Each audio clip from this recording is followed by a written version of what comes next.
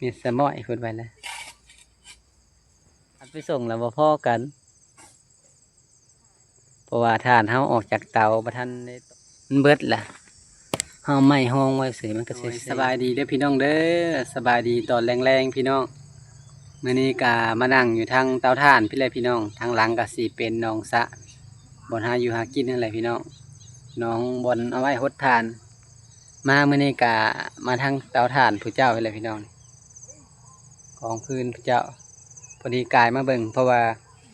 ปะกระถางปะซ่อนปะเสียมไว้ในนี่เนี่ยถึงผ้าในดวงหนึ่งเสียงไว้แถวนี้แหละก็เลยย่างมาคอยเบิ่งพี่น้องบ่ได้เข้ามาตลอดดอกโดนๆจะเข้ามาพี่น้องกายส่งนี่บอกคือช่วงมากองใหม่ๆแล้วมาอยู่แต่พี่เห็ดเตียงไว้ช่วงหนึ่งต้องหลังๆนี่มีแต่กายไปทางอื่นเพราะว่ากองปะไว้แล้วกะไปเวียกทางอื่นบ่ได้มาถมไว้พี่น้องกะพังเบิ่งว่าสิได้ถมมือใดกะย่านมันคาเวียกคาหยังเนี่ยก็เลยบ่ได้ถมบางทีกะย่านได้เมื่อบ้านเมื่อสมมาทั้งแม่เพิ่นเนี่ยพาน้องละตีเมื่อเพราะว่าบ่ได้เมื่อปีใหม่บางกี้นี้ก็ได้กะพังเบิ่งสิได้ถมไว้บอกก่อนจากเมื่อถมไว้ก็คือสิบ่ได้จูดดอกพี่น้องเท่ามาพุ่นแหละ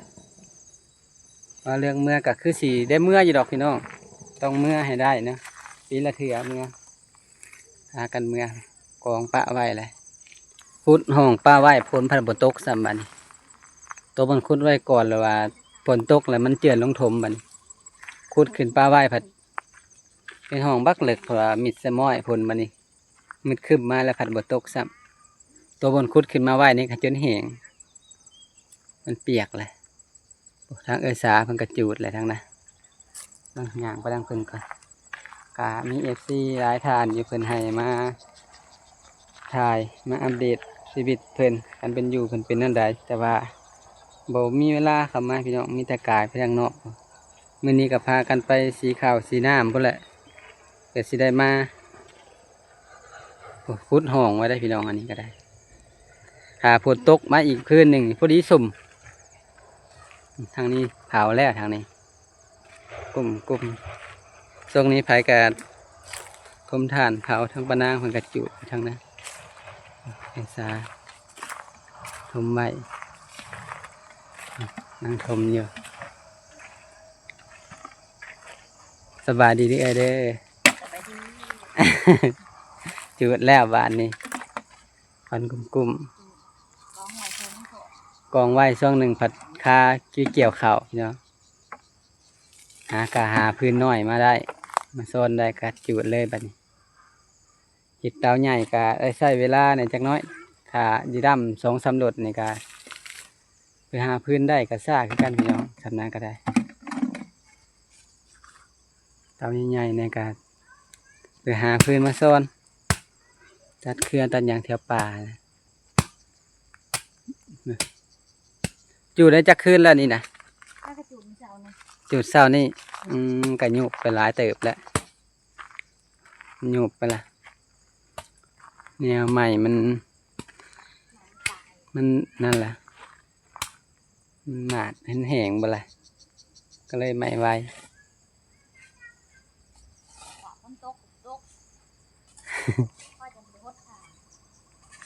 นี่ฮาวคุณห้องไว้ละผัดว่ามิดสมอยบัดนี้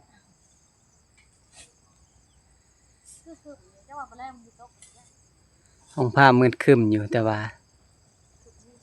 บ่ตกมาเมื่อวานแห้งแม่มาบผ้ามาคุดอันนี้ไว้ตอนแรง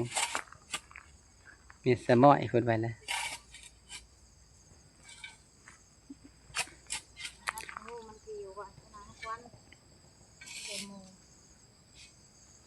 เรือนะตัวนี้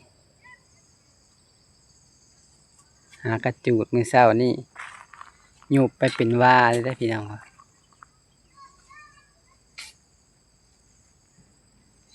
อัดไว้แบบนี้ปล่อยมันออกไปทางปุ๊บทางหัวมันแบบนี้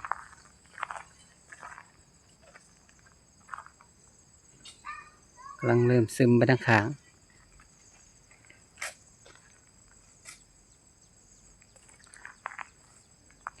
ฝนก็ตก บ่ทันมีน้ำพี่น้องมันหากระตกน้ำเถื่อตกแห้งเติบอยู่แต่ว่ามันยังทันได้สุ่มเคิบสุ่มหยังทางเทิงก็ยังแห้งอยู่คือเก่าถ้าตกมาอีกเถื่อหนึ่งสองเถื่อนี่ก็คือสีอยู่แล้วแหละน้ำก็ได้พอได้สอนเขียดสอนหยังคือแต่เก่าเทิงสอนแถวเทิงนี่แหละพี่น้องแต่ว่าถาผลอยู่ผลอึดปีนี้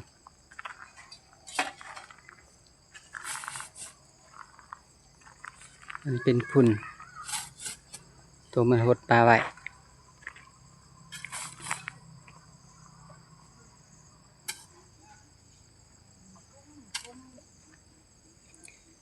ย่างมาข้างนี้เนี่ยพี่น้องมาค่อยมึงเครื่องปะกระถางปะกระติกน้ำปะสวัสดแล้วก็เสียมไว้ทางนั้นกระถางก็เอามาปะไว้เพราะว่ามาหดขี้เหลื่อยเลยบ่ได้เอามือปะไว้ทางเตียงพุ่นแหละ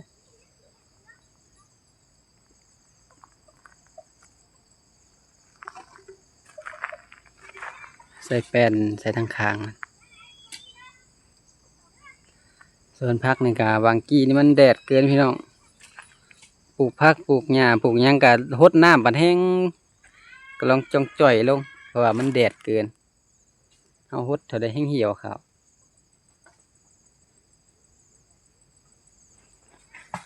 ได้ไม่แป้นใส่ทางคางมันเนาะอันนี้คัก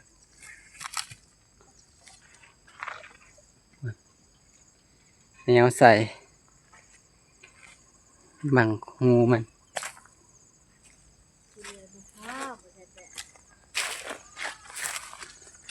ทำนี่แหละพอดีใส่ลายเขาคิดง้อบัดสีซ่านออกบัดนี้บัดมันหยุบเลยซ่านได้ก็บ่เบิดได้บัดมันหยุบ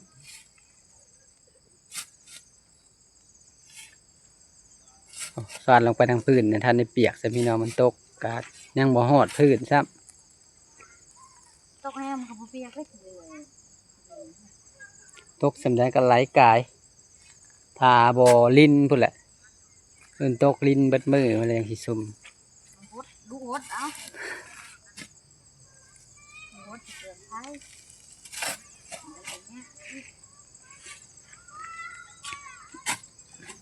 คือบ่เห็นแลนคือบ่มีผู้ถามคือทางนี้ก็ได้ตาสิได้ขายอยู่บ่บ่มีคนกายเข้ามาบ่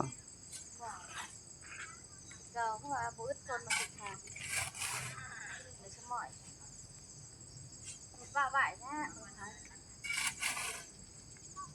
จุดปะไว้ได้หลายมันหักนี้มันซื้อว่าช่วงยามฝนราคายังขายพอดีมันทันในตกกลิ้นมันยังหาพื้นหาเหลือได้อยู่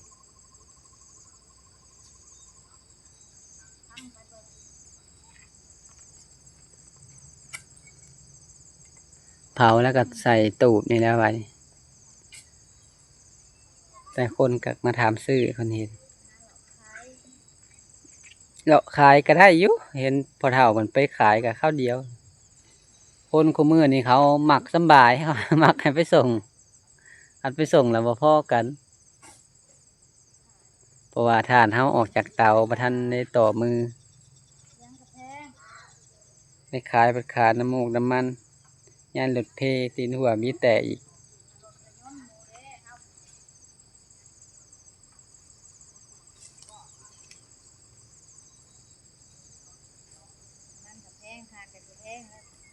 นะอีกคืนหนึ่งสองคืนพูดแล้วสิได้แห้งสิได้คอยดูแล้วมันเริ่มลุแล้วคืนหนึ่งสองคืน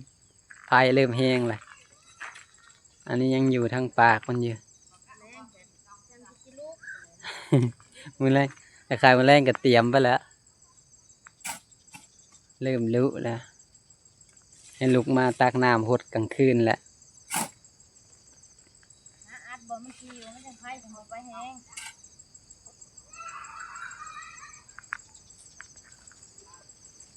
บ่จะนั่นควันโอดมืกลางคืนนี่แล้วมันหมักควันแห้งขึ้นอากาศมันนี่เด้อันกลุ่มกลางคืนน้องเว้นมันคอยควันไฟ วันหลายกะย่านเพิ่นว่าพี่น้องผู้ทางน้ำมันมีเฮือนคนนั่นน่ะ ฟันแห้งเพิ่นก็มาบอกคนนอนบ่ได้ เพิ่นมาบอกเนาะ คันปล่อยแห้งเพิ่นก็มาบอก โอ้พี่น้องเพราะว่าเฮือนเขาเจ้าอยู่ทางน่ะมันสิอยากควันไปทางพุ่นหลังเถื่อลมอ่อยไปพุ่นถ้าลมไปทางอื่นก็ค่ายอยู่ดอกสิมีแต่เฮือนกับมีแต่ขายนี่แหละอากาศจุดนี้ลงไปนี่ก็บ่มีข้างหลังพี่ก็เป็นป่าเบิด ฟันทานทำบ่ เป็นป่า แห้งเนี่ยบัดทำไปอยู่ใกล้มันก็ได้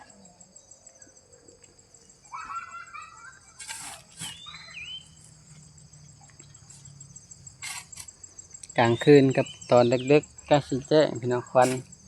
ถ่านกับไผ่ก็รู้สึกว่าแห้งลุดุอากาศเงียบๆกลางคืน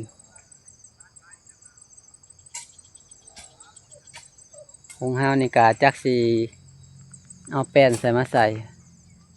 สังกะสีอยู่หน้าอยู่จักว่าดอกแล้วบ่จัก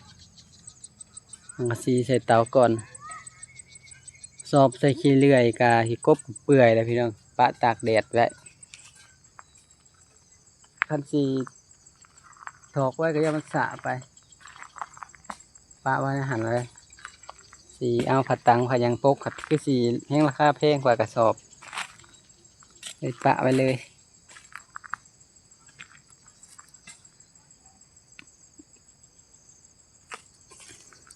แยงสอนยังนี่คือขัดแท้นี่มาสอนปลาซิวสอนยังพอดีงามสันนี่มันถี่บ่โมเมนแยงบ่สะ เบอร์ประกันแข็ง เนี่ยมาคือแยงนี่ขึ้นว่าอันนั้นคือว่าแยงเนี่ยมันตะไก่คือมาเป็นผ่าสะเลนผ่ากันแสง ลูกเขียว เย็นเพิ่นเอาไปเห็นรอบกุ้งรอบหยังนี่แหละเพิ่นไปเห็นลง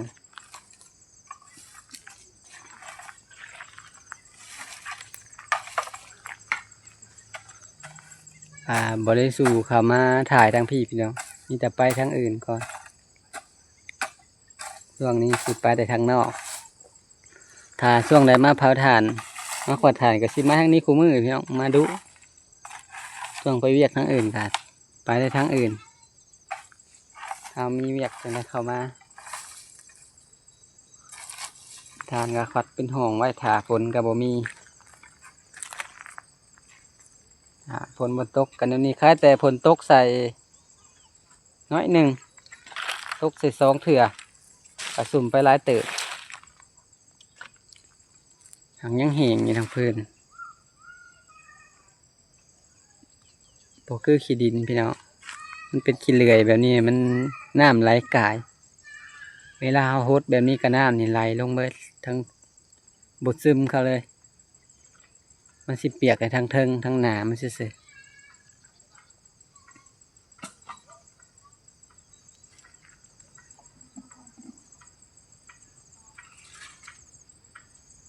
ของห้างกะรุ่นเบิงว่ามือได้สีถมไว้บางที่ถ้ามีเวลาว่างก็มาถมไว้ทั้งเทิงมันถมทั้งข้างแต่ก็บ่ได้จูดมันตักน้ำกันอย่างไปไกลเตะพี่น้องเพื่อมาเพื่อฮดเบิดเตานี่ก็บ่เป็นง่ายเด้พี่น้องเพื่อมาฮดหลายถังเติบเพื่อสิทั่วกระซุ่มในทั้งเทิงแหละแต่ว่าทั้งลุ่มทั้งหยังมันก็ยังบ่เปียกดอกกระฮดเพราะมันบ่ง่ายบ่เปียกแห้งถ้าเฮาฮดได้หลายมันก็สิบ่รุปานใดพี่น้องเพราะว่ามันดินมันก็สิเจ็บครับตัวเฮาซ่อนตีลงมันก็สิเจ็บแน่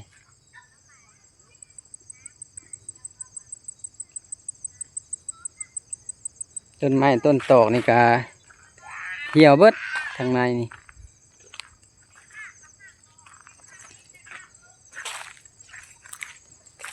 ต้นมะฮุงต้นดอกไม้หิวมันแดดมันก็เหี่ยวเบิดต้นมะฮุงค่ะช่วงหนึ่งเพิ่นไม่เกี่ยวข้าวบ่ได้มาบ่มีไผฮดมันก็เลยเหี่ยวไปมันแดดมาซ้ำอีกบัดนี้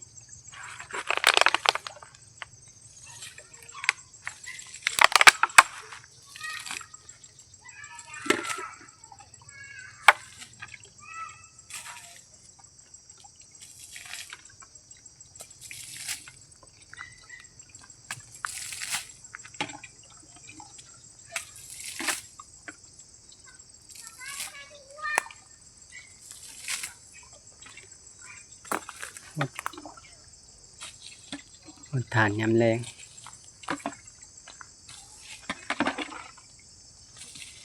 ถ้าห้ามบ่หด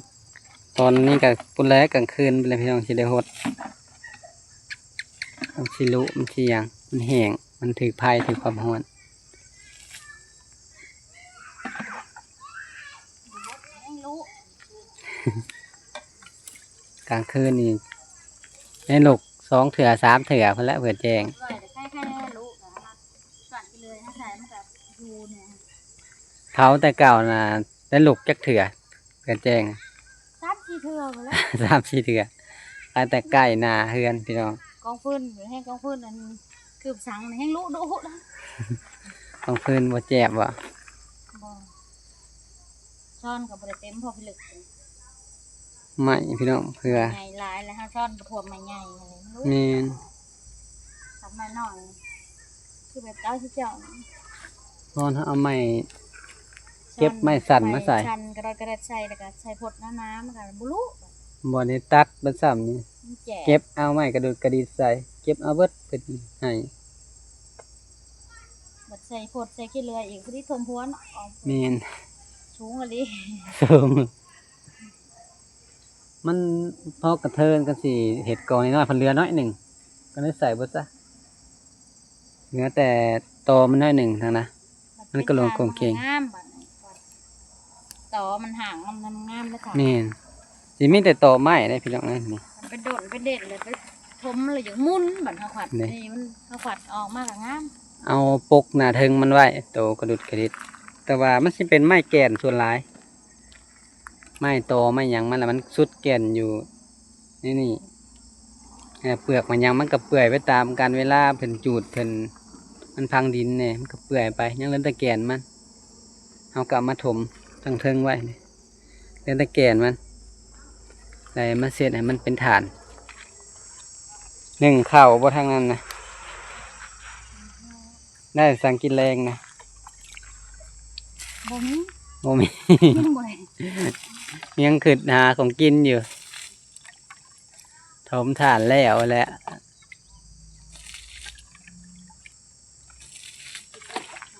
เกียดกับประกาศขึ้นก็บ่ได้มีฝนตก การใส่ในหลุมนี่บ่ อืม บ่ได้ไปเมืองทางพุ่นบ่ซะ นั่นแหละ ทางพุ่นเลย บ่ พุ่น บ่ได้ไปจ้ะ มัน แล้วให้นั่นน่ะบ่ได้มีเกียด ผลพ่อกระเทิน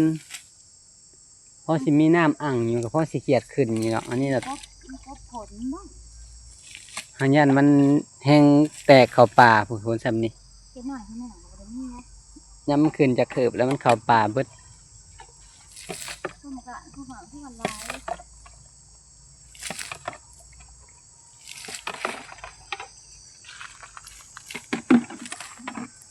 เปียกแล้วทาแต่มือแรงลุกเบิ่งมันลุ ข้าวเดียวเดี๋ยวน่าจะแห้งมันหอม มันห่อนทางในจังน้อยนี่แห้งๆขึ้นแล้วไผ กินไทยได้กันเนี่ย ทางนี้ก็อยากเซ่นั่นแหละพี่น้องมันกุดบรสาวทางพื้นมัน ไทยหัวเขา มาเผาถ่านพี่น้องมันบอกว่ามานอนอยู่พี่นะเนินเสามันเนี่ยยังเหลือด้ามเอ็นหนึ่งได้พี่น้องเลยมันเบิดแหละห้องไม้ห้องไว้เสียมันก็เซ่อยากขึ้นแปลงอยู่แต่ว่าบกล้าขึ้นยามันรู้เดี๋ยวหลังก็4 บาทพี่น้องเพราะว่าไม้มันดอกล่ะ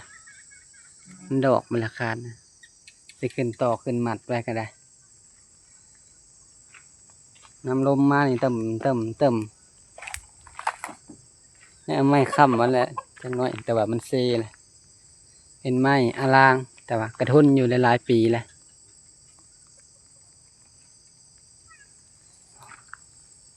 ทางสามันกำลังหนึ่งเขาปะไว้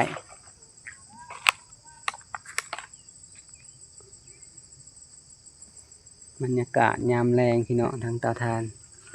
เราลงไปตักน้ำมาหดอีกเพราะว่ามันแรงมันจัง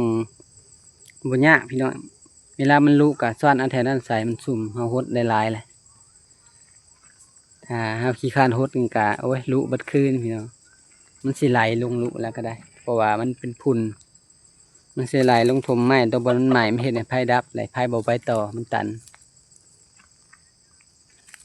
ไก่เพิ่น เลี้ยงไก่